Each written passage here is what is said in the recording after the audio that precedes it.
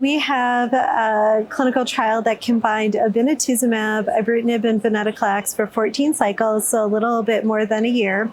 And it was a fixed duration treatment, and the study has been going on for a really long time now. We actually accrued in 3 different cohorts. So there was initially a relapsed refractory cohort, so it's patients that had a previous treatment, not with BTK inhibitors or Venetoclax, and a fixed or a treatment naive cohort that accrued simultaneously, and both finished accrual in either late 16 or early 2017. And then we actually have a newer cohort of treatment naive patients that finished accrual in like 2019. So we actually have 75 patients total. It's 25 per cohort.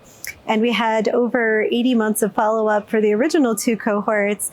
So we were really excited to look at the 7-year data. And we are reporting now a median progression-free survival in these groups. So for patients that had previous treatment, the median progression-free survival was 81.8 months. And in the first cohort of treatment-naive patients, it was 88.5 months, 88 point something. So that's really good. That's over 7 years median progression-free survival in both groups. And of course, in the newest cohort, we haven't reached that yet. We don't have enough follow-up, but it looks like it's probably on track to be similar. So I really do think that over 7 years of median progression-free survival is an outstanding benefit to a fixed duration therapy that lasts a little more than a year. So that was probably the most exciting finding. It's never fun to hit a median PFS because you hope it'll just work forever. But I was really excited to see what it was. So I think that part's really cool. The other thing we kind of looked at now, because we do have, obviously very high overall response rates, but also reasonable rates of undetectable, measurable residual disease. And we define that as being undetectable in both the blood and bone marrow at the assessment 2 months after completion of treatment. And it was by flow cytometry with a standard cutoff of 10 to the -4th. And we did a landmark analysis from that assessment, looking at either patients that achieved this undetectable disease status or those that still had residual disease, and looking at progression-free survival. There were some patients in the newest cohort due to COVID-19 that were assessed a little bit longer than 2 months after, just because of the practical aspects of getting a bone marrow biopsy then. So we actually did it from the time of assessment if it was delayed. But really interestingly, in these patients, we did not actually see a difference in progression-free survival based on whether or not people had achieved an undetectable disease status.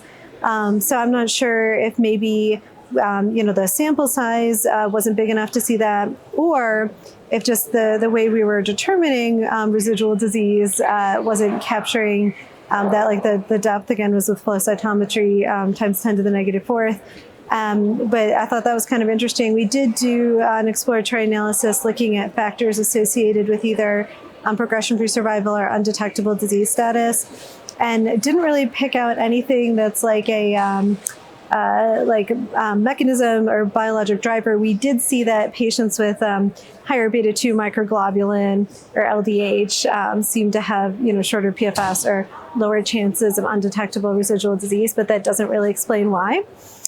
So overall, I'm just really excited about this data. I think reporting this really outstanding median PFS is great. So this is clearly an active regimen. So I think that part's really wonderful for our patients, especially now that we have other regimens being studied with BTK inhibitor and BCL2 inhibitor combinations. So I think there's a lot of questions about 2 versus 3 drugs, like what does the anti-CD20 add? What we're going to see when we use the kind of newer covalent BTK inhibitors or non-covalent inhibitors with these combinations. And I think a lot to be learned about the mechanisms of sensitivity and resistance to this, and also just how to utilize these regimens in sequence with other treatments over a patient's lifespan.